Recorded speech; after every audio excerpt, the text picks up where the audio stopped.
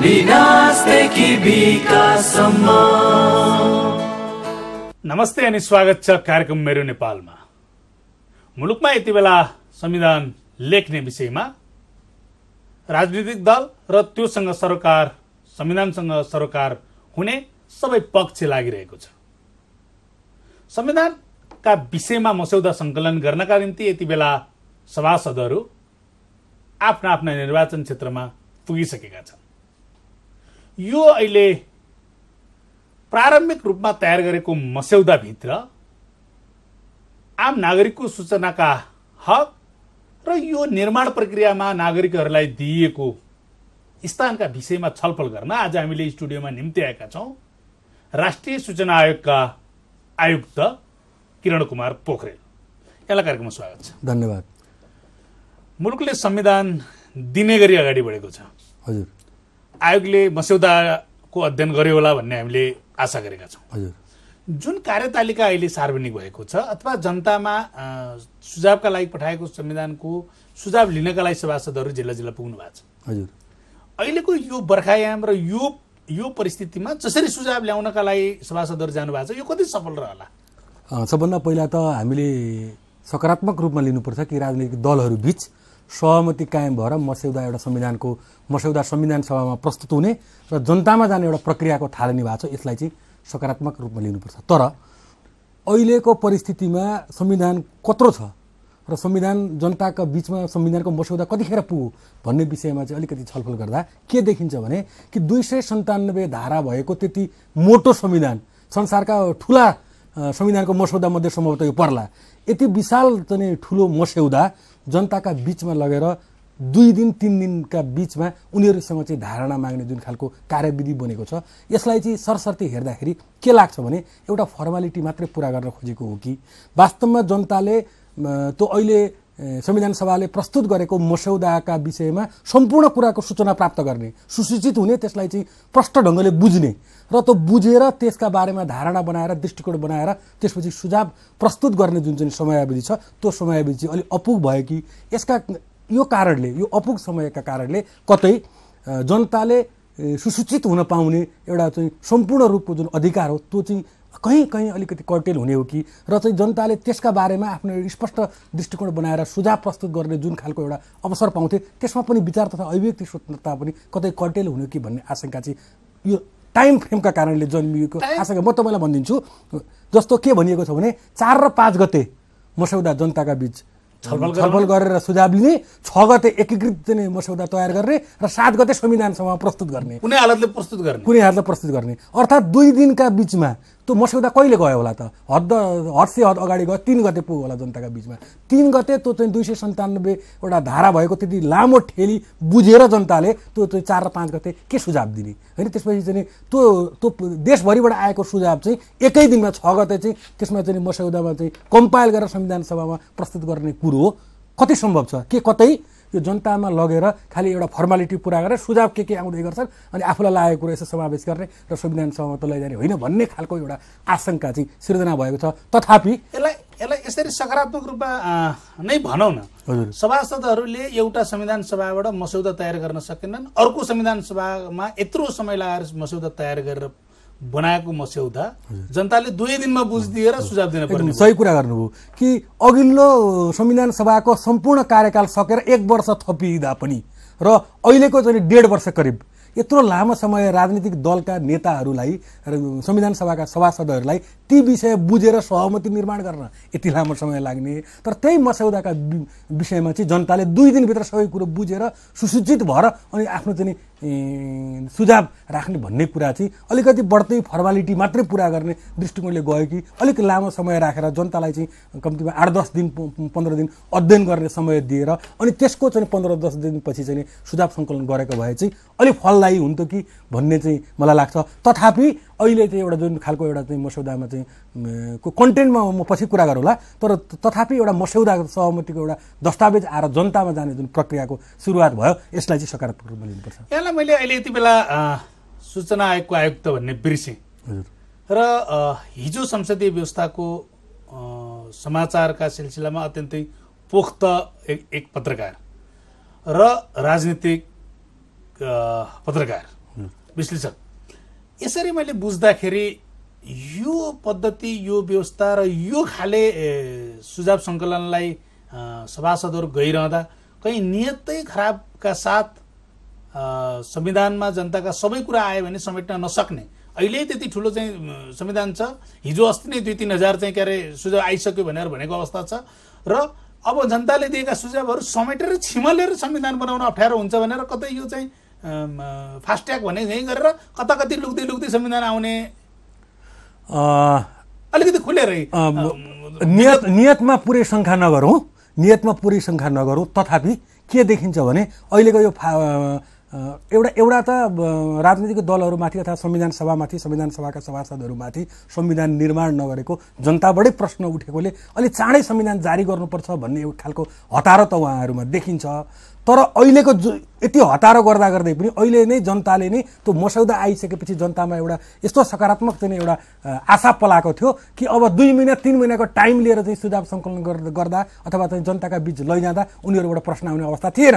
त्यसकारण तपाईँले भनेको कुरो चाहिँ यहाँनिर कहाँनिर मिल्छ भने होइन, अहिले पनि दलहरूले अझै 1 वर्ष लगाउने परिस्थिति निर्माण भएको भए फेरि प्रश्न उठ्न सक्थ्यो। तर अहिले मसौदा, सहमतिको मसौदा आइसकेपछि त्यसमा जनताका बीच 2-3 महिनाको टाइम दिएर छलफल गरेर सुझाव सङ्कलन गरेको भए जनता खुसी नै हुन्थे। त्यो नगरेर जुन खालको चाहिँ यो 2 दिनै 3 दिनै भित्र चाहिँ सम्पूर्ण सुझाव लिने चाहिँ परिपाटी जुन देखियो राजनीतिक दलहरूमा, एउटा उहाँहरूमा एउटा आशंका, एउटा चाहिँ डर, एउटा भय कि चाहिँ अहिले पनि त्यो संविधानको मसौदामा वास्तवमा त्यसलाई कतिपयले निर्देशिका भनेर पनि टिप्पणी गरेका छन्। यो संविधान हो कि निर्देशिका हो?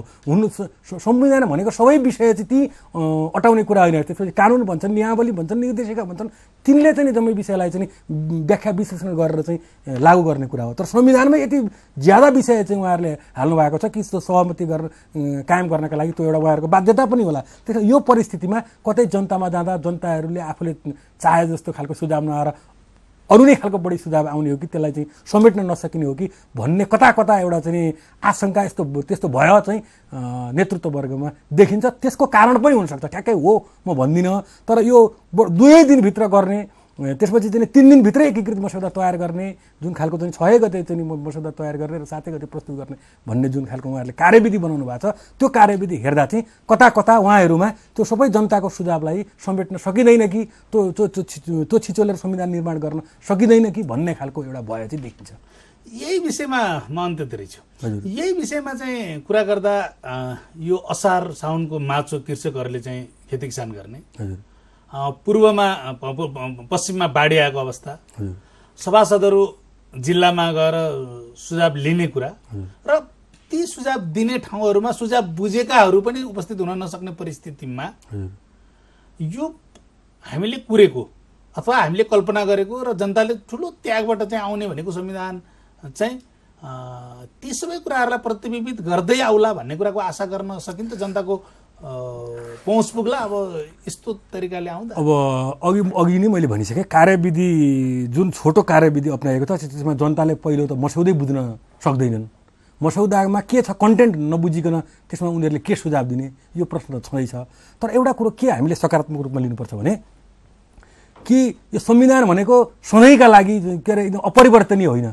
यो त हरेक विषय परिवर्तन छन्, त्यस कारणले बिस्तारै परिवर्तन गर्दै जाने कुरा हुनसक्छ, त्यस्तो गुन्जाइस रहन्छ। खालि अहिले चाहिँ अब भिन्न भिन्न आस्था र विचार भएका चाहिँ दलहरूको प्रतिनिधित्व भएको संविधान सभाले सबै विषय सबैको बीचबाट निर्माण गरेको यो मसौदा भएको हुनाले सबैले चाहे जस्तो, सबैले चाहिँ खुसी हुने खालको संविधान चाहिँ नबन्ने खतरा जस्ताको तस्तै छ। त्यो खतरा छ अहिले पनि। तर के हो भनेदेखि संविधान भनेको यो चाहिँ साध्य होइन, यो चाहिँ शासन व्यवस्था, शासन प्रणालीको एउटा साधन हो र यो चाहिँ संसदको 2/3 बहुमत प्राप्त गरेर जहिले पनि संशोधन गर्ने गुन्जाइस रहने हुनाले कम्तीमा अहिले जनताका प्रतिनिधिहरूबाट जनता आफैले आफ्नो संविधान निर्माण गरेको एउटा चाहिँ नेपालको चाहिँ 70 वर्षदेखिको जुन नेपालीहरूको परिकल्पना हो त्यो साकार भयो भनेदेखि पछि यसलाई चाहिँ संशोधन गर्ने, यसलाई चाहिँ वास्तवमा हाम्रो देश अनुकूलको जनताले चाहे जस्तो बनाउन सकिने गुन्जाइस नरहने अवस्था चाहिँ देखिन्न। तर त्यो भनेर अहिले चाहिँ पुरै ऊँट जस्तो संविधान बनेर पनि काम छैन। त्यस कारणले अहिले नै जनताका जे जति चाहिँ सुझावहरू आएका छन्, अहिले पनि मसौदाका विषयमा मैले विद्वानहरूबाट, सम्बन्धित चाहिँ यो विज्ञहरूबाट पर्याप्त कमेन्टहरू चाहिँ गरेको सुनेको छु। ती सबै कुराहरूलाई एड्रेस हुने गरी यो छोटो समयमा पनि त्यसलाई फेरि पुनर्लेखन गरेर जनताले चाहे जस्तो सम्पूर्ण रूपमा नभए पनि जनताले चाहेको अधिकतम कुरा प्रतिनिधित्व हुने गरी चाहिँ मस्यौदा अहिले पनि बन्नुपर्छ भन्ने मलाई लाग्छ। आयोगको आयुक्त हजुर, त्यो हिसाबले अहिले हामीले गरेका यी छलफलहरू अथवा यो प्रक्रियाले कहीँ सूचनाको हक अथवा जनताले जुन पहुँच हुनुपर्थ्यो संविधानभित्र हजुर, त्यो चाहिँ कुण्ठित भयो होइन? एकदमै त्यो मैले भने नि जनता सम्पूर्ण रूपले सुसूचित हुने अवस्था चाहिँ कुण्ठित भएकै हो। 2 दिनभित्र जनताले त्यो मस्यौदाका कन्टेन्टका बारेमा सम्पूर्ण रूपले सूचना प्राप्त गर्न सक्छन् भन्ने कम्तीमा मलाई लाग्दैन। र तपाईँले सन्दर्भ चाहिँ यो सूचनाको हकको जोडिहाल्नु, म यसै प्रसङ्गमा एउटा कुरो के भन्न चाहन्छु भने अहिलेको मस्यौदामा राखिएको चाहिँ सूचनाको हक सम्बन्धी जुन व्यवस्था छ धारा 32मा त्यो पनि अपुरो छ भन्ने मलाई लाग्छ। जस्तो के हुन्छ भने 46 सालको परिवर्तनपछि बनेको 47 सालको संविधानमा त्यसको चाहिँ धारा 16मा के व्यवस्था गरिएको थियो भने सार्वजनिक सरकारको सूचनामा जनताको पहुँच हुनेछ भनेर सूचनाको हकलाई चाहिँ मौलिक हकका रूपमा व्यवस्था गरिएको थियो। त्यसपछि चाहिँ 63मा हामी चाहिँ आएर अन्तरिम संविधान निर्माण भयो, राजनीतिक विकासक्रम बढ्दै गयो र 63मा अलिकति जनअधिकार अलि फराकिलो भएर 63को संविधानको धारा 27मा के व्यवस्था गरियो भने कि आफ्नो र सार्वजनिक सरकारको सूचना चाहिँ मा जनताले प्राप्त गर्ने चाहिँ मौलिक हकको व्यवस्था गरियो धारा 27मा। अहिले आएर के गरिएको छ भने ठ्याक्कै त्यही चाहिँ 63को संविधानको व्यवस्था नै राखिएको छ। खालि मैले यो भन्न के चाहेको भने समाजको विकासक्रम कसरी अगाडि बढेको हुन्छ भने कि राजनीतिक घटनाक्रमसँगै राजनीतिक विकासक्रमसँगै जहिले पनि जनताका अधिकारहरूको दायरालाई फराकिलो पारिन्छ र शासकहरू उदार हुँदै जान्छन्। तर यसपटकको यो सूचनाको हकको जुन व्यवस्था मस्यौदामा राखिएको छ त्यसले चाहिँ दायरा फराकिलो पार्ने र शासकहरू उदार हुने भन्दा पनि सङ्कुचन तिर गएको हो कि भन्ने आशंका पैदा भएको छ। त्यसकारणले मैले यो तपाईँको चाहिँ टेलिभिजन मार्फत म त्यो नेतृत्वलाई पनि म सभासदहरूलाई पनि के आग्रह गर्न चाहन्छु भने कि अलिकति दायरा फराकिलो पारियोस् कि अहिले 63को संविधानमा सार्वजनिक आफू र सार्वजनिक सरकारको सूचना माग्ने र प्राप्त गर्ने अधिकार छ जनतालाई भनिएको छ। अब कम्तीमा त्यसलाई बढाएर माग्ने, प्राप्त गर्ने र प्रवाह गर्ने भन्ने पनि थपियोस् एउटा कुरो। अर्को चाहिँ त्यसमा प्रतिबन्धात्मक वाक्यांश छ 63को संविधानमा र त्यसैलाई सारिएको छ। त के भने तर कानुन बमोजिम गोप्य राख्नुपर्ने भन्ने सूचना जानकारी दिन बाध्य पारिने छैन भनिएको छ। त्यो कानुन बमोजिम भनेको के हो? अहिले जनताको सूचनाको हक कार्यान्वयनमा बाधा परेकै विषय त्यो छ कि सूचनाको हक सम्बन्धी ऐनको 3-3ले 5वटा विषय मात्रै गोप्य दिन नचाहेपछि कानुनले व्यवस्था छैन भन्दिन होइन। म अझ प्रश्न पार्न चाहन्छु। सूचनाको हक सम्बन्धी ऐनले प्रष्ट व्यवस्था गरेको छ 5वटा सूचना सार्वभौमिक सत्ता लगायतका 5वटा सूचना मात्रै संरक्षण गर्ने, बाँकी सूचना दिने भनेर चाहिँ सूचनाको हक सम्बन्धी ऐनले भनिएको छ। तर अहिले त्यो कानुन बमोजिम गोप्य राख्नुपर्ने भन्ने विषयलाई आधार बनाएर कतिपय चाहिँ सार्वजनिक निकायहरूले चाहिँ त्यसमा व्यवधान पुर्याएका छन्। उनीहरूले आफ्नो कानुनले गोप्य राख्नुपर्ने विषय चाहिँ हामी गोप्य राख्छौँ भनेका कारणले जनताको सूचनाको हक कार्यान्वयनमा बाधा परेको छ।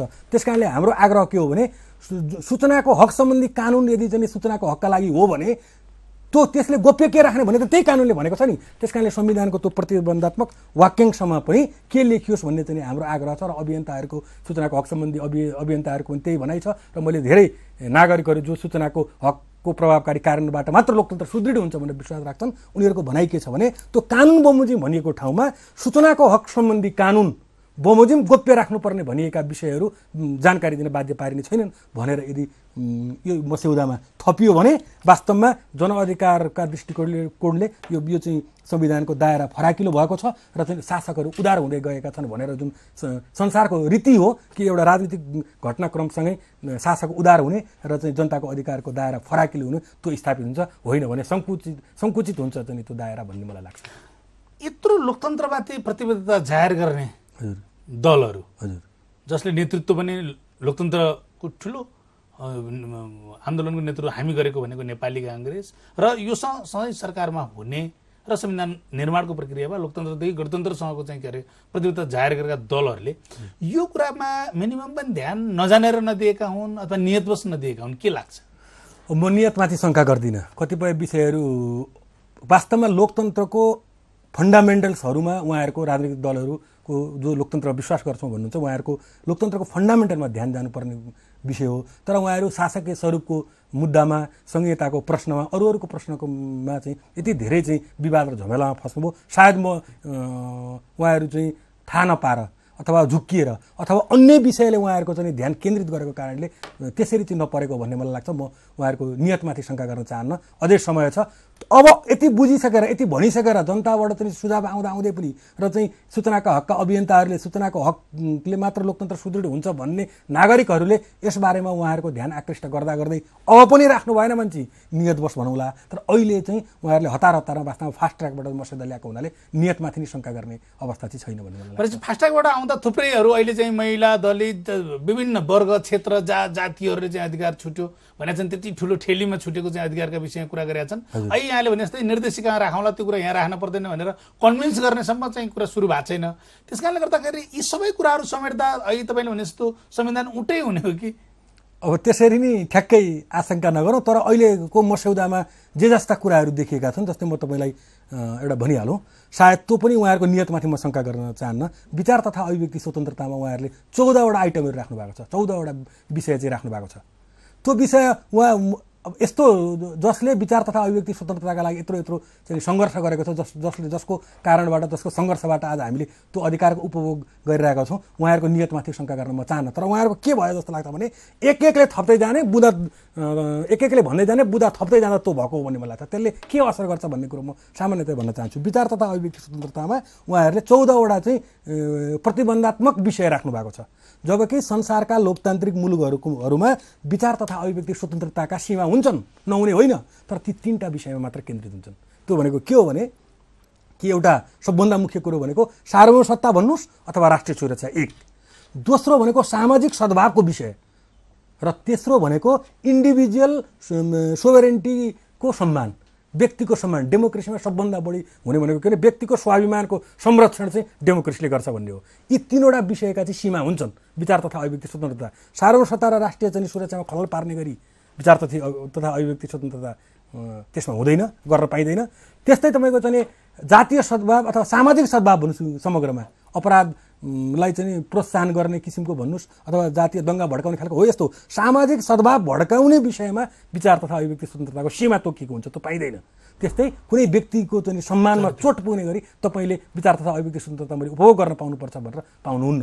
यी 3टा विषय छन् संसारमा विचार तथा अभिव्यक्ति स्वतन्त्रताका सीमा। तर विचार तथा अभिव्यक्ति स्वतन्त्रताका सीमा भनेर प्रतिबन्धात्मक वाक्यमा 14वटा विषय राखिसकेपछि अहिले नै फेरि म नियतमाथि शङ्का गर्न चाहन्न। तर शासक गलत पर्यो भने, शासकको दृष्टिकोण एटिच्युड र चाहिँ इन्टेन्सन गलत भयो भविष्यमा भने तिनै 14वटा विषयमा टेकेर त्यो शासकले जनताको विचार तथा अभिव्यक्ति स्वतन्त्रता चाहिँ कर्टेल गर्ने खतरा रहन्छ। वाक स्वतन्त्रतामा पनि ठ्याक्कै तिनै विषय लिएर राखिएको छ, तपाईँको चाहिँ आम सञ्चारको हकमा होइन, ठ्याक्कै त्यही विषय राखिएको छ। अब आम सञ्चारको हक पनि विचार तथा अभिव्यक्ति स्वतन्त्रताको प्रतिबिम्ब हो। त्यहाँ पनि 3टा सीमा राखेर तपाईँले चाहिँ सीमा प्रतिबन्धात्मक वाक्यांश राखे हुनेमा त्यहाँ पनि भयभरका झुटा समाचार चाहिँ प्रकाशन प्रसारण गर्न रोक लगाउने जस्ता चाहिँ भोलि नै तपाईँको चाहिँ प्रेस स्वतन्त्रता कुण्ठित हुने खालका चाहिँ शब्दहरू पनि राखेको छ। झुटा समाचार भनेर कसले पुष्टि गरिदिने, त्यस्ता विषयहरू पनि राखेको छ। यस्ता कुराहरूले चाहिँ भोलि गलत नियत भएको शासक परेको अवस्थामा तिनै बुँदा टेकेर विचार तथा अभिव्यक्ति स्वतन्त्रता र चाहिँ आम सञ्चारको हक चाहिँ कर्टेल हुने खतरा छ। त्यस कारणले डेमोक्रेसीमा विश्वास गर्ने, डेमोक्रेसीलाई चाहिँ मूल आदर्श सिद्धान्त मान्ने हरेक सभासदलाई मेरो आग्रह के हो भने कि डेमोक्रेसीको फन्डामेन्टल भनेको विचार तथा अभिव्यक्ति स्वतन्त्रता हो। तपाईँले विचार तथा अभिव्यक्ति स्वतन्त्रता निर्वाध ढङ्गले जनताले त्यो 3टा सीमा बाहेकमा दिनुभयो भने डेमोक्रेसीमा अरू कन्टेन्टको केही अर्थ रहँदैन। अरू कन्टेन्ट टाइट गर्नुहोस्, तर तपाईँले विचार तथा अभिव्यक्ति स्वतन्त्रता चाहिँ वास्तवमै पूर्ण ढङ्गको दिनुभयो भने अरू विषयले केही असर गर्दैन डेमोक्रेसीमा। त्यही सबभन्दा मूलभूत विषय हो, म आग्रह गर्न चाहन्छु। तर सञ्चारको क्षेत्रमा, आम सञ्चारको क्षेत्रमा जे कुरा लेखिए हजुर साँच्चै यहाँले जस्तै हतारमै लेखिएको भन्ने बुझ्नुहुन्छ? अब किनभने धेरै कुराहरू के देखिन्छ भने काम गर्ने सिलसिलामा जसले संविधान लेख्दै हुनुहुन्छ उहाँहरूलाई सञ्चारको क्षेत्रले कहीँ दिएका दुःख दिएका कुराहरू सम्झेरै चाहिँ कारबाही गर्नुपर्छ भन्ने। म आम सञ्चारको हकमा चाहिँ उहाँहरूले झुक्किएर भन्दिनँ। यो चाहिँ अलिकति हामीतिर पनि, म पनि यो राष्ट्रिय सूचना आयोगमा जानुभन्दा अगाडि पत्रकार थिएँ होइन, त्यस कारण मलाई पनि हक छ मेरो आत्मालोचना गर्ने, मेरो आत्ममूल्याङ्कन गर्ने। त्यो पक्षमा ओकालत गर्ने जसरी म गरिरहन्छु त्यो आफू चाहिँ पत्रकार भएको कारणले आत्ममूल्याङ्कन गर्ने, आत्मसमीक्षा गरेर पनि मलाई हक होला नि। त्यसो भनेर मैले के भन्छु भने हामी पत्रकारले पनि हाम्रा शैलीहरू, हाम्रा चाहिँ हिजोका समाचार प्रकाशन प्रसारण गर्दाखेरिका हामीले कसो गऱ्यौँ, हाम्रो चरित्रमाथि प्रश्न चिन्ह उठ्ने गरी हामीले काम गरेका छैनौँ भनेर हामीले सोच्ने एउटा कुरा भयो। तर त्यसो भनेर कुनै एउटा चाहिँ सञ्चार माध्यमले कुनै पत्रकारले चाहिँ त्यसो गरिदियो भनेर टोटल आम सञ्चारको हकमै कर्टेल हुने गरी राख्नु चाहिँ यो राजनैतिक दलको अथवा संविधान सभा सदस्यहरूको बुद्धिमानी होइन। उहाँहरूले त डेमोक्रेसी हेर्ने हो, उहाँहरूले शासन प्रणाली सिस्टमलाई हेर्ने हो। कुनै एउटा विषयलाई एउटा चाहिँ सञ्चार माध्यम अझ म तपाईँलाई भन्छु डेमोक्रेसीको बारेमा कि डेमोक्रेसीमा कसरी नियन्त्रण हुन्छ त्यस्ता विषय भने यदि सञ्चार माध्यमले गलत कुरो चाहिँ प्रकाशित गरौँ प्रसारण गरौँ भने पाठकले जजमेन्ट गर्छन्। भोलि चाहिँ गलत चाहिँ समाचार प्रकाशन गर्ने प्रसारण गर्ने सञ्चार माध्यम चल्दैन, त्यहाँ विज्ञापन आउँदैन, श्रोताले हेर्न छोड्छन्, पाठकले पढ्न छोड्छन्, त्यसपछि आफै दण्डित हुन्छ सञ्चार माध्यम। डेमोक्रेसीमा विश्वास गर्ने कुनै पनि नेताले सञ्चार माध्यम दण्डित हुने विषय चाहिँ पाठकको जिम्मा छोडिदिनुपर्छ। हामी अन्तमा छौँ हजुर। यहाँ गए पछाडि यहाँको संयोजकत्वमा चाहिँ राष्ट्रिय सूचना आयोगको संरचनाका बारेमा चाहिँ ऐनदेखि संरचनासम्म चाहिँ संशोधन गर्ने गरी एउटा चाहिँ समिति बनाएर काम गर्नुभएको छ। हजुर। त्यहाँ सिफारिस गर्ने प्रक्रिया लगायतका थुप्रै विषयहरू संशोधन गर्दै हुनुहुन्छ। अन्तमा के गर्न खोज्या हो?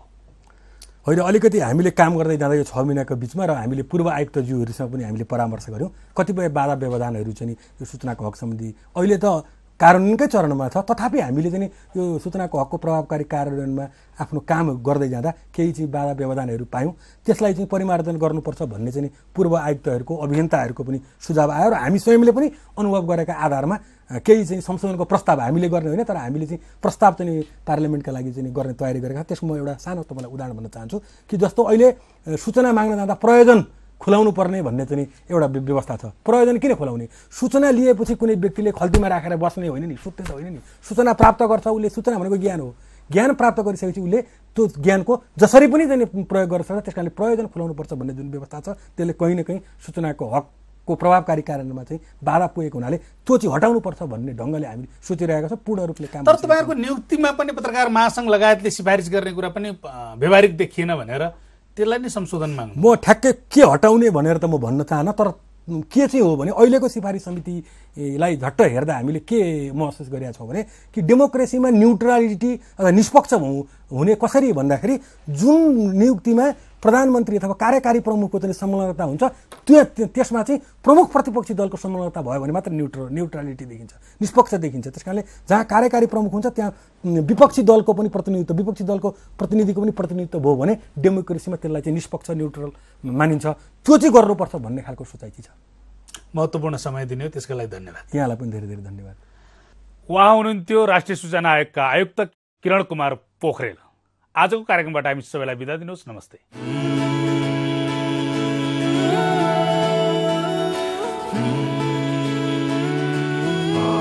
मेरो नेपाल विनाशदेखि विकाससम्म।